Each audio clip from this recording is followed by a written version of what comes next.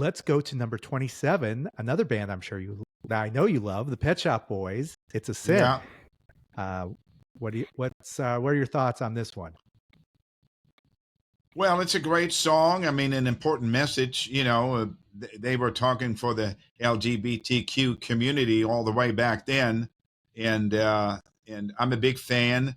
Me and Richard went to see Pet Shop Boys in New Order at the Hollywood Bowl here in Southern California a little while back, and they are freaking incredible. I mean, Chris Lowe, is amazing on the keyboards and great singer, and yeah, I liked them a lot. And your question there was interesting. If I thought that the song sounded like Wild World by Cat Stevens, we were also playing the Maxi Priest version of Wild World at the time. It also came out in 1987. That was a really big song for us. Yeah.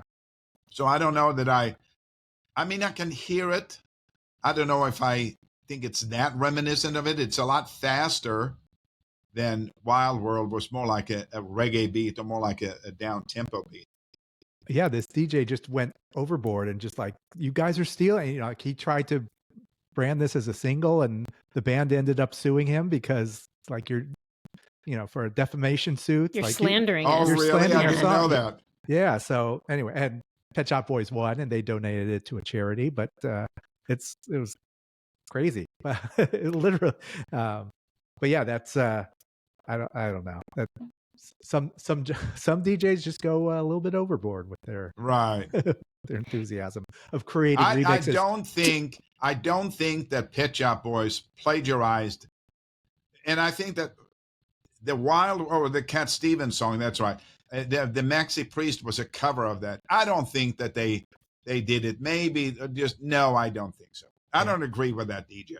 By the way, okay, a quick question about these remixes you were making. The bands love what you were doing to it? Was it, like, it wasn't really, you didn't get their approval, right? You just did it. Okay, so they weren't New really Order did. they weren't really remixed. Okay, so the Thompson Twins, it was the record company, came and asked me and Chris if we wanted to do a remix of Pet Shop Boys. I mean, a mega mix of Pet Shop Boys. So we had all the records and they put it together and they released it and everything was totally on the up and up. Many of the other ones were just extended versions of songs that we were playing. I wasn't very good at it. I'm not really like a musical guy in that respect. I've done some production, did some production with my nephew, Carl Norén, a talented guy from Sweden. We did some remixes for Paul Oakenfold here some years back, 10 years or maybe more ago now. But during KROQ, the only memory I have is that I remember Fur and Doot Doot, and I was trying to put a beat behind that. And I later told Carl Hyde and Rick Smith, because throughout the years I've been playing a lot of Underworld. So I told them about the fact that I had tried to do a remix, take like DMC, that Disco Mix Club, they would put out records with the looped beat, and I tried to mix that under to give it a little bit more of a fatter sound. And I probably played that on KROQ a couple of times, but it wasn't really great. I didn't really know enough about it to make it a success. So most of the time, it was like extended versions of songs, taking portions of songs and repeating it, things like that, and then making mixes, blending songs together and then playing that on the air. That's probably what I did the most.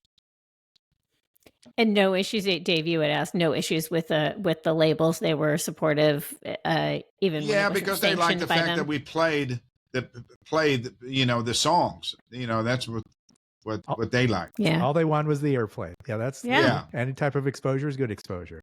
And when the audience enjoys it, right? That's just more for them. Well, that's the idea behind our podcast. That's why we play a little snippet. So hopefully it's helping them out a little bit.